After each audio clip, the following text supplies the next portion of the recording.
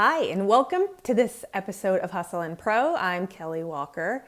So this is first episode of 2023, and we've got a little rewind, review, reflect action going on today. You've got just me here on a Saturday afternoon in my kitchen, and so I'm going to talk about some things that have been going on in the news, what I'm up to, and looking at some fun stuff we did in 2022 and looking forward to what we're going to do this year.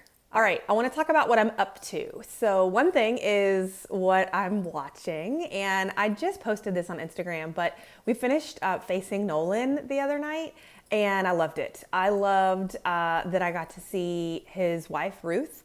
I didn't know anything about her. Don't think I had ever seen her before, and she was darling, and loved watching the backstory of their relationship. And I loved seeing Nolan's kids on there and hearing from them. I knew they were involved. I knew the boys were involved in baseball, but I loved being able to see them interviewed, and his daughter. I loved seeing his grandkids in their family dynamic. I thought that was really cool to see them at home and to hear from them and watch them fishing together and cracking jokes with each other. Loved the personal side of that documentary. I also loved seeing the old players and the old uniforms. I like the old Astros and old Rangers, which now I say throwbacks, but they're the classic ones to me, because that was my golden era of loving baseball and watching so much baseball on TV when I was growing up. And so I loved seeing those old unis.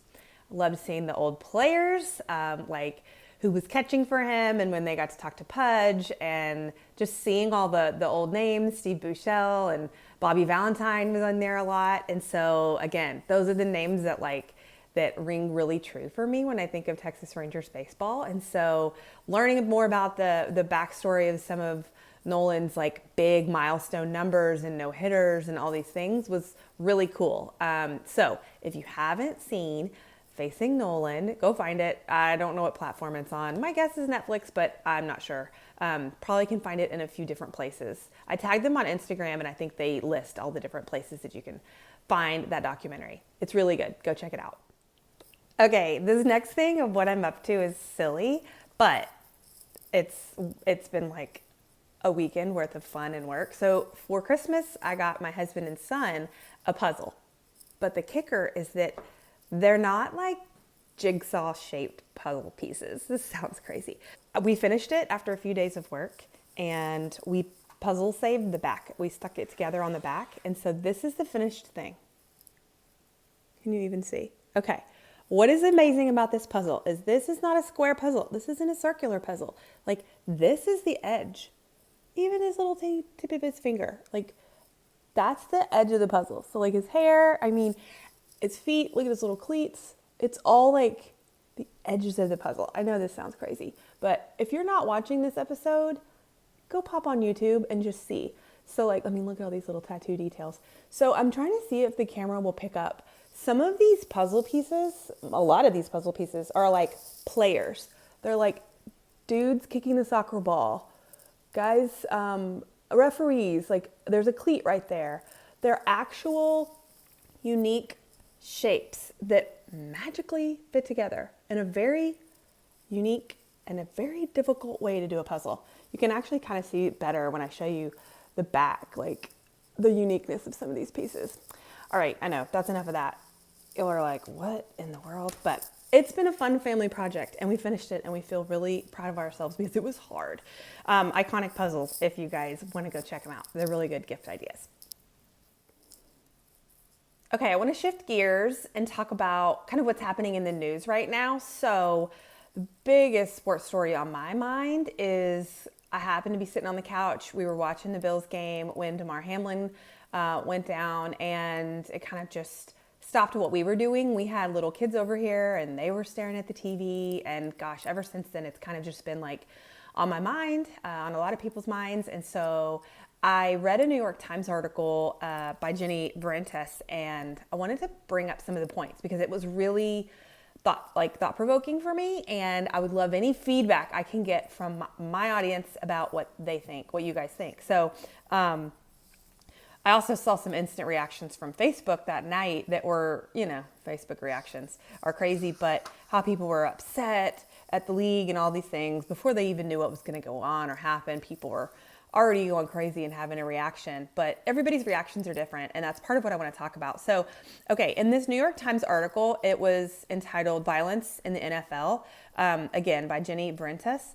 So it talked about how Damar Hamlin, the 24-year-old safety for Buffalo, got hurt on the routine tackle, and he stood up and then went back down. And we now know a lot more about the condition, but I don't really want to talk about the details of his health.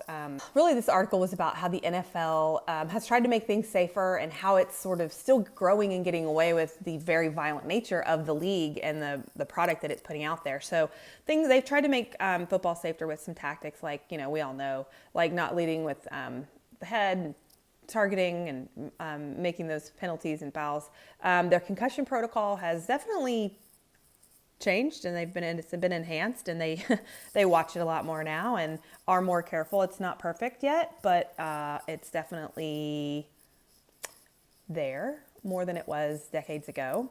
The amount of professionals they have on staff on site at these fields, in fact, I think they have about 30 medical professionals available when there's a game going on, and I think it's clear that that's what saved Damar Hamlin's life, that without some of those people around, they worked tirelessly, and it took a team of people to save his life and get him back on track and get him in the ambulance. So those are good things that the NFL has done.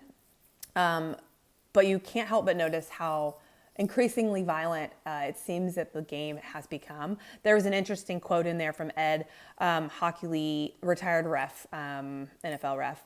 He said that every game he had about a half dozen times when a play would happen and end, and he would say, "How is that guy going to get up? He's got to be dead."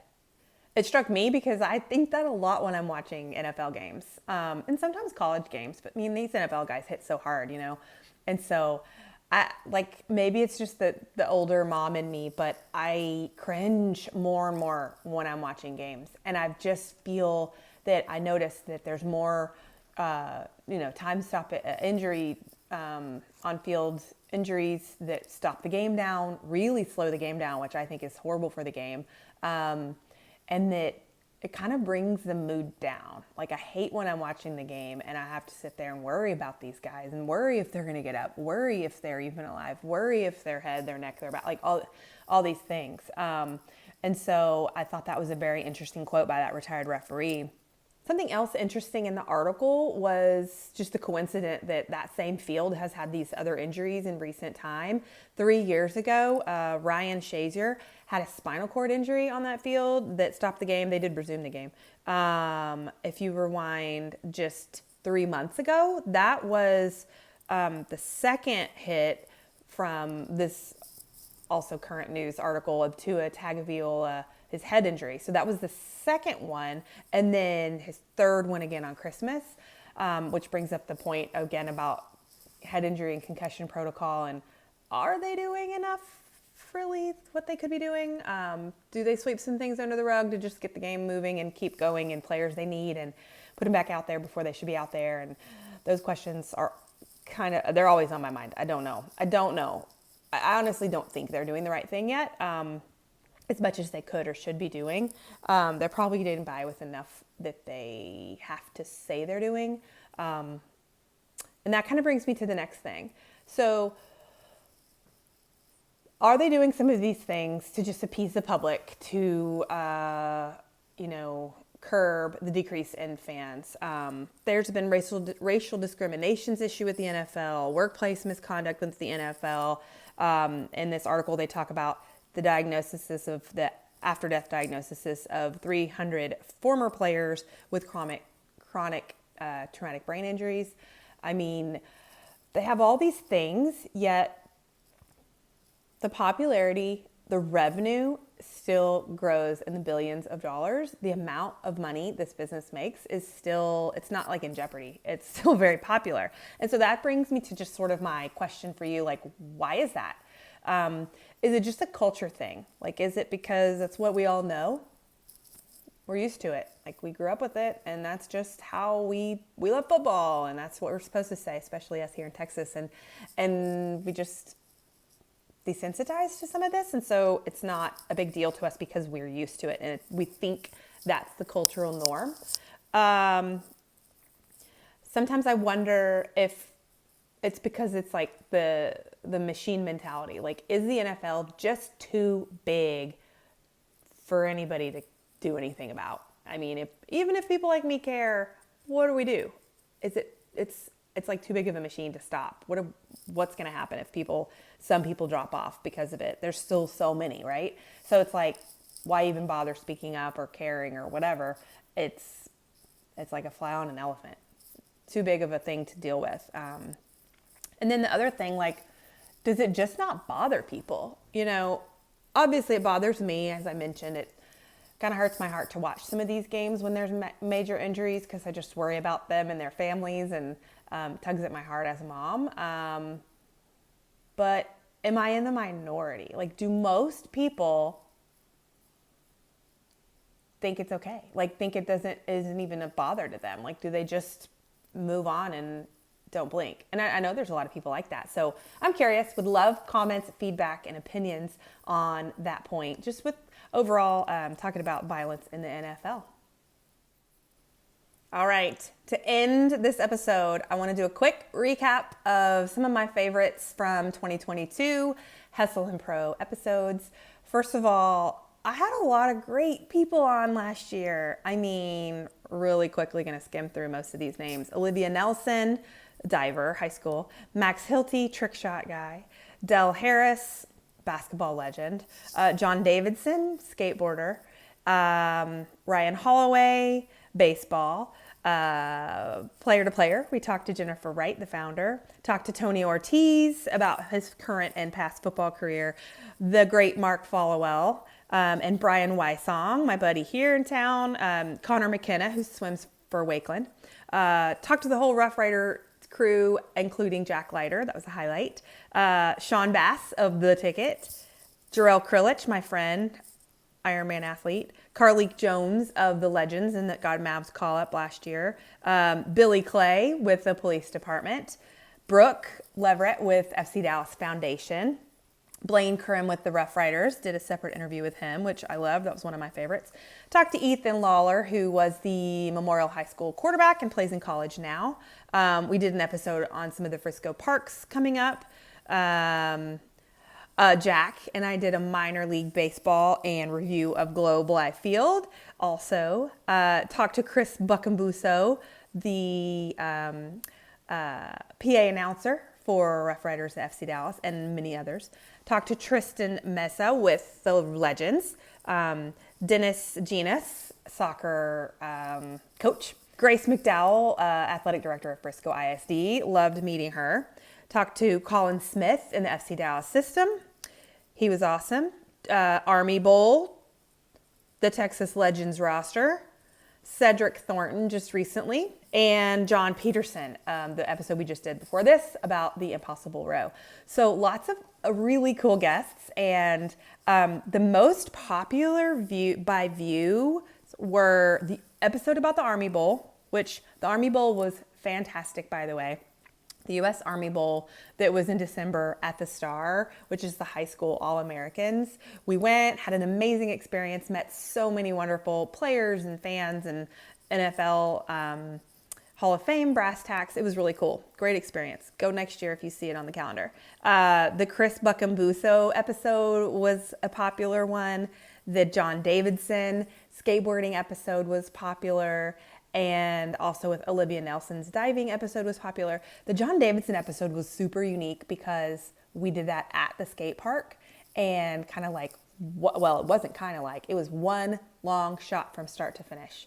It was cool for me. It got me out of the studio. That was right when my studio trial basis was ending, and John was like, hey, let's try something different. And I was like, I don't think I can do it. And he talked me into it, and we tried it, and I'm so glad I did, because not only was it fun, it just showed me that, like, I can do different things. I can leave the studio and go shoot kind of wherever I want and just go to people and see what's out there. And yeah, the quality is so not as good as sitting in a studio with like a team of people behind the camera, behind the wall, editing stuff for me, doing graphics, all that stuff. But That's okay. I'm okay with sacrificing some of those things to just sort of be out in the field. Like I now just like throw my little podcast backpack on and go set up shop wherever my guests are. And I've had a blast doing it this year. So yeah, some of my favorite memories were of course, Del Harris and Mark Followell, just because I'm big fans of theirs. Really loved talking to Dennis Janis about him growing up in soccer and being a parent of a soccer legend also. And so I had a great, and Chris Buckambuso, that was fun. Also because I hear his voice all over Frisco sports. Like I will walk into a high school football game, a soccer game, wherever. I mean, he's all over the place and I hear his voice and it's just cool. I'm like, that's my friend Chris. He sounds great. And it's really fun to text him and be like, I'm here. And sometimes I go wave at him in the press box. So it was a very, very fun and productive 2022 for Hustle and Pro. Hope you listened to some of those episodes. If you didn't, you can always go back and find them on YouTube and rewatch them or whatever audio podcast platform you listen to. So as you guys know, you can find me on Instagram at hustle_and_pro. And you can also find me on YouTube. You're probably watching me there now if you're watching this. So subscribe and stay tuned for more to see what we've got in store for 2023. Thanks for joining me. We'll see you next time.